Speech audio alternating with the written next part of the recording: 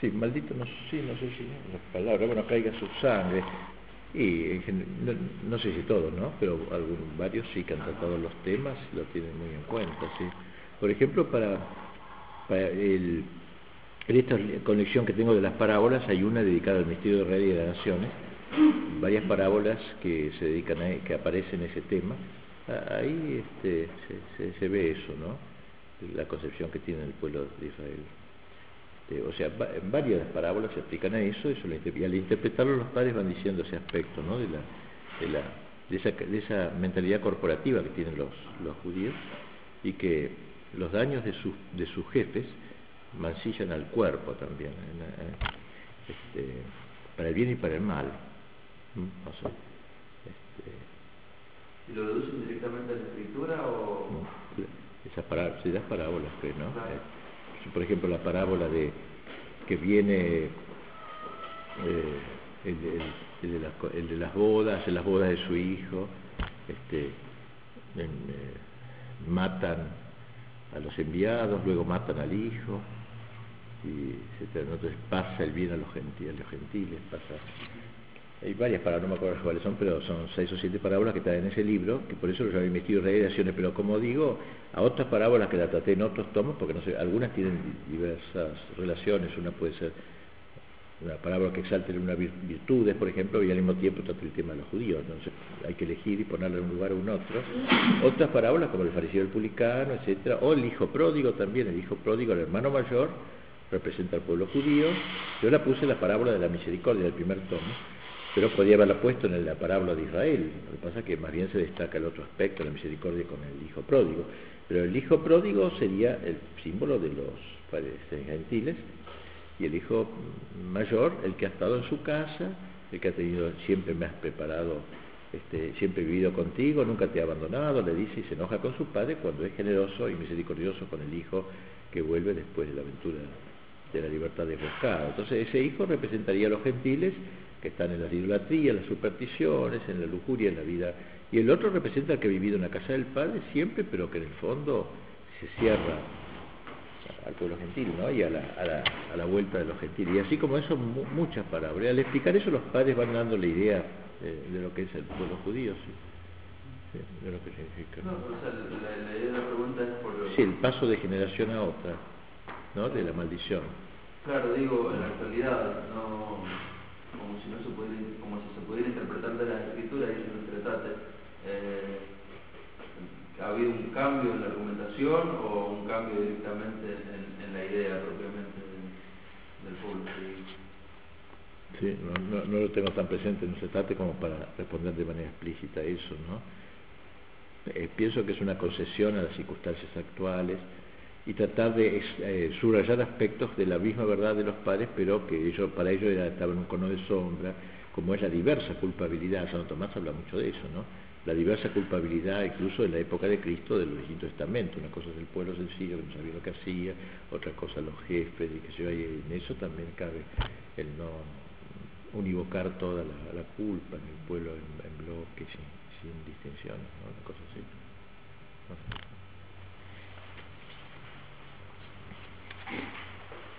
Bueno, terminamos este tema de la Epifanía con la aplicación a la vida espiritual. O sea, siempre, y esto es muy propio de la verdadera predicación, ¿cierto? La predicación tiene que dar, como es que dice Santo Tomás, dice, tiene que dar la doctrina, ¿no?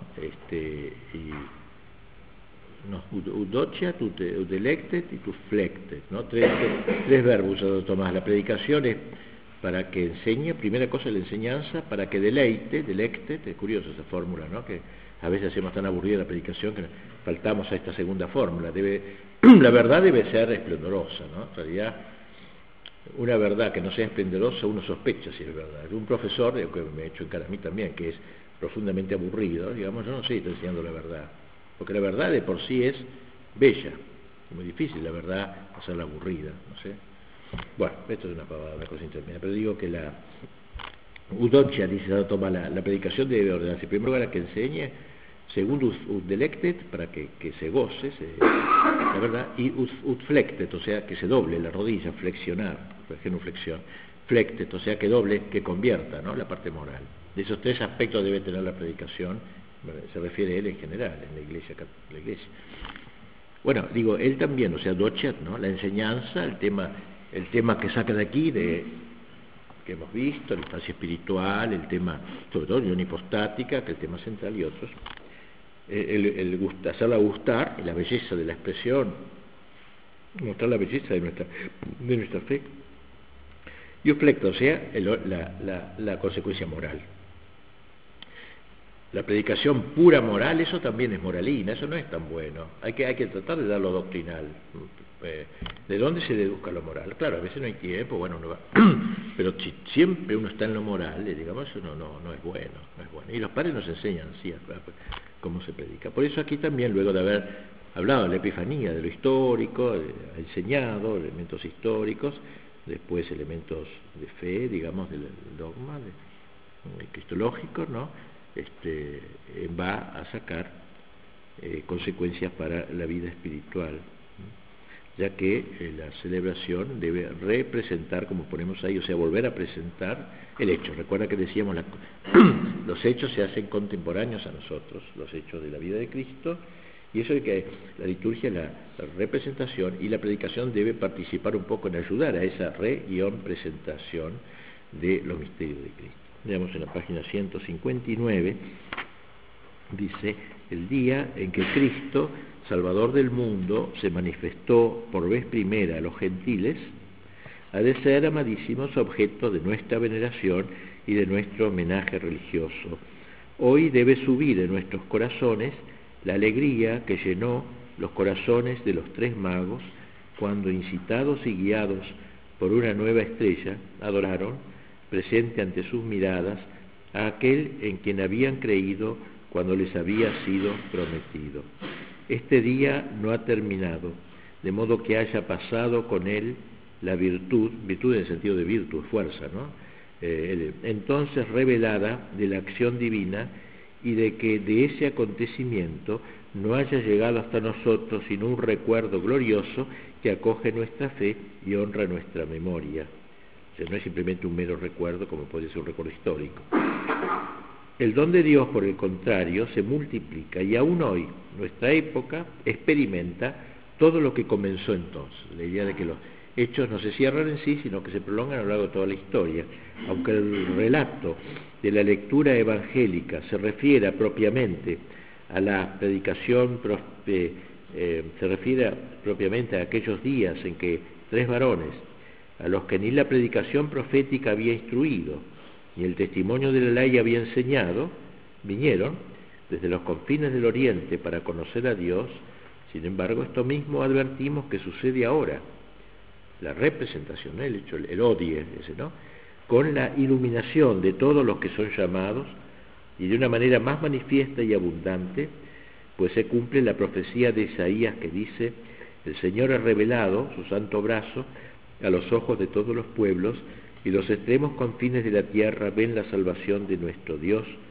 Los confines, los gentiles, y lo verán aquellos a los que no se les había anunciado, y entenderán los que no escucharon. O sea, los gentiles, ¿no?, que no habíamos oído la revelación. Por eso, cuando vemos que hombres que hasta entonces se habían entregado a la sabiduría del mundo y estaban bien lejos de conocer a Jesucristo, son sacados del fondo de su error y llamados al conocimiento de la verdadera luz, no cabe duda que ha obrado el esplendor de la divina gracia, y lo que aparece de nueva luz en los corazones entenebrecidos irradia de la misma estrella, de modo que a las almas que son tocadas por su resplandor las pone en movimiento milagrosamente y las guía para llevarlas a adorar a Dios.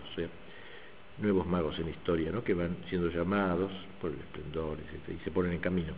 Así queremos considerar con mayor atención que esas tres mismas clases de dones son ofrecidas por todos los que vienen a Cristo mediante los pasos de la fe. ¿Acaso no se celebra justamente la misma oblación en los corazones de los creyentes? Saca en efecto el oro del tesoro de su alma el que reconoce en Cristo al Rey de todas las cosas. Ofrece la mirra el que cree que el unigénito de Dios se ha unido a sí mismo una verdadera naturaleza humana y venera a Cristo con una especie de incienso, el que lo reconoce en todo igual a la majestad de su Padre. O sea, ven cómo se puede reactualizar los textos, ¿no? Los textos, los hechos de la historia, a través de la liturgia, la reactualización, la representación. Examinadas prudentemente estas comparaciones, amadísimos, encontramos que ni siquiera falta la persona de Herodes, del cual el diablo, en otro tiempo su instigador secreto, es ahora su infatigable imitador, pues le atormenta la vocación de todos los pueblos y le tortura la diaria destrucción de su poder. Se aflige de que es abandonado en todas partes y de que el verdadero rey sea adorado en todo lugar. Prepara sus engaños, forja malentendidos, irrumpe en asesinatos y, sirviéndose de los que aún engaña, arde de envidia en la persona de los judíos, aquí otra vez, ¿no? Echa las redes mentirosas en la de los herejes, se inflama de crueldad en la de los paganos. Bueno, entonces, como los actores de los hechos, ¿no? Como son actores en toda la historia, eso es interesante saber, ¿no? Por ejemplo, todo lo largo de la historia va a haber Herodes, a todo lo largo de la historia va a haber Pilatos, sumos sacerdotes traidores, Judas, apóstoles traidores, todo eso va a haber a lo largo de la historia. O sea, todos los personajes de la pasión no son del momento, pero también se van reiterando, y el demonio sobre todo, que protagoniza para el mal a través de todos sus personeros. Es un dato interesante también, o sea, la historia.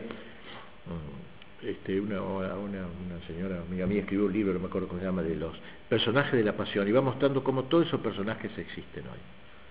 Un chico que se me había vivido en Paraná, que está ahora, que está encarnado, está en Belén, me contaba, es impresionante ver ahora en el pueblo judío a los fariseos, a los escribas, todos estos personajes del Evangelio los conozco, viven por las calles de acá.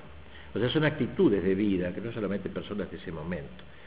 La historia se prolonga, ¿no? Y todo esto son los que siguen condenando a Jesucristo, a la Iglesia y todo lo que dice él, ¿no? Y sobre todo Satanás detrás de ellos. Bueno, o sea, no solamente se presentan los hechos, sino que también reviven los personajes, digamos, que en ellos participaron. Como ponemos ahí, pervive la estrella, perviven los judíos, pervive Herodes, pervive sobre todo Cristo, claro, y la Virgen Santísima, obviamente, al pie de la cruz. O sea, los misterios de Cristo no envejecen, están siempre son jóvenes, digamos así, conservan todo su vigor. Vemos en la página 161 el contenido de estos hechos llenos de misterios perdura, para una frase importante esto, ¿no? Permanent, hay una permanencia, mysticorum forma gestorum, de las gestas, gestorum no es gesto, sino gestas, hechos. Pues, amadísimos, como aparece manifiestamente, lo que había comenzado en figura se termina en realidad. ¿De acuerdo? Entonces, aquí contrapone imago et veritas, ¿no? La imagen era la umbra, la esquía y la veritas. Brilla aún en el cielo la estrella por la gracia. Y los tres magos, llamados por el resplandor de la luz evangélica, acuden diariamente en la persona de todas las naciones para adorar el poder del soberano Rey. Herodes igualmente, en la persona del diablo, tiembla y gime al ver desaparecer su reino de iniquidad en los que pasan a Cristo. Ese verbo transide, ¿no? Pasar, la Pascua es eso, el transitus. Como siempre habla mucho de este.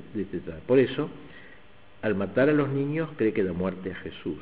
Es lo mismo que el demonio trata de hacer sin cesar cuando intenta, podríamos decir, el aborto, ¿no?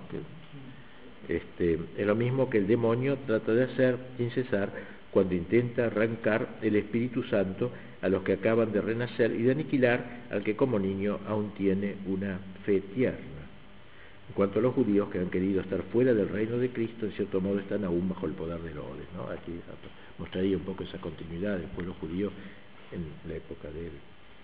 Bueno, pero como ponemos ahí, no todo se actualiza de idéntica manera. El Herodes de hoy es un Herodes con guantes blancos, entonces a lo mejor hace sus acciones no tan burdamente como matar a los niños, de otra forma, aunque ahora sí lo hace burdamente.